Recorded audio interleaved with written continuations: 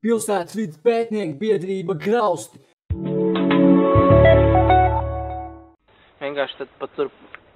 Photographers Māris and Rodions can be pretty tenacious when it comes to uncovering their shared history.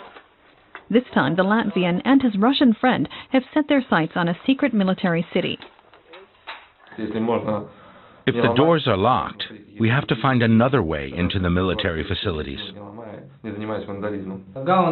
The most important thing is not to destroy the history. Everything has to stay as it once was.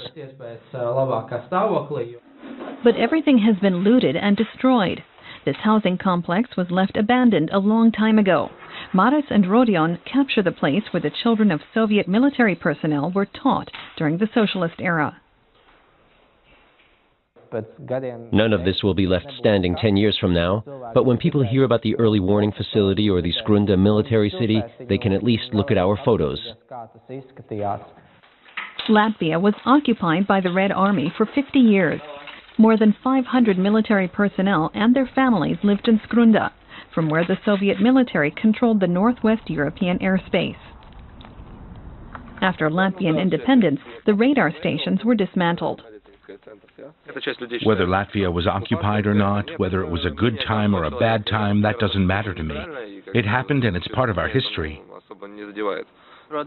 The occupation was bad for a lot of us Latvians, but the Soviet army wanted to defend us.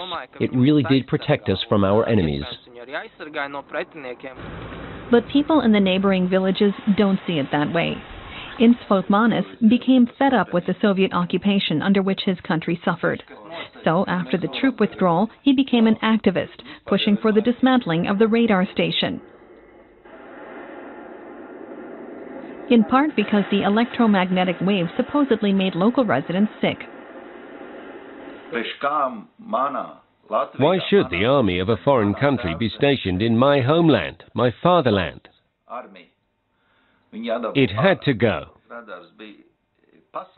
And the radar station was a symbol of the Cold War.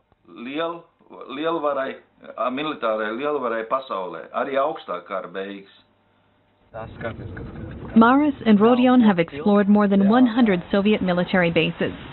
The Russian Balkan fleet was stationed at the former naval port at Liepāja from the time of the Tsars. The two amateur historians have found people here who are fighting to save the old buildings, with a macabre tourist attraction. Guided by actors, visitors can find out firsthand how sailors were punished for bad behavior.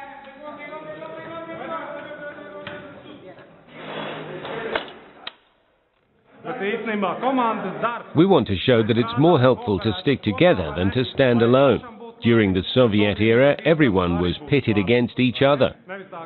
If you made a mistake, everyone was made to suffer.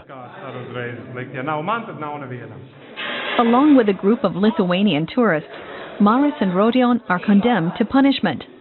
Although the whole thing seems a bit bizarre to them, they take photos to document that, at least this way, one more historical military building is being saved from demolition.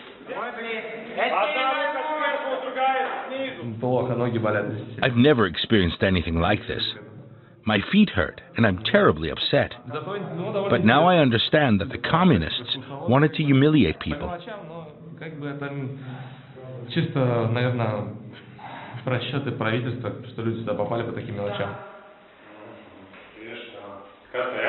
By the end of the show, the two are happy to leave prison behind them. Māris and Rodions use a short break to update their websites.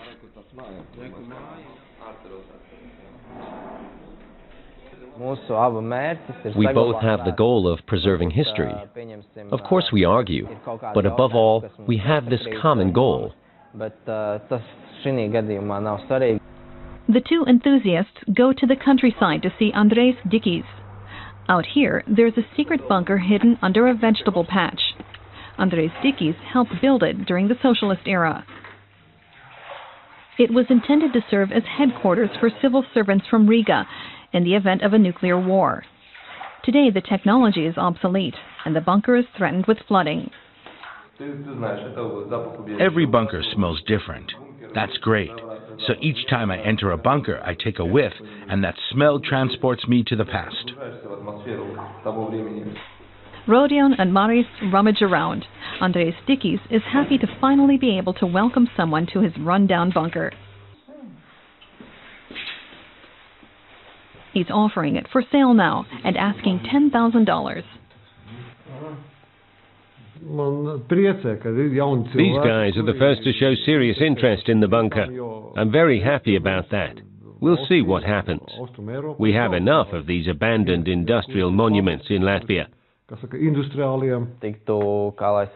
I would like to set up a museum here to help bring history closer to people.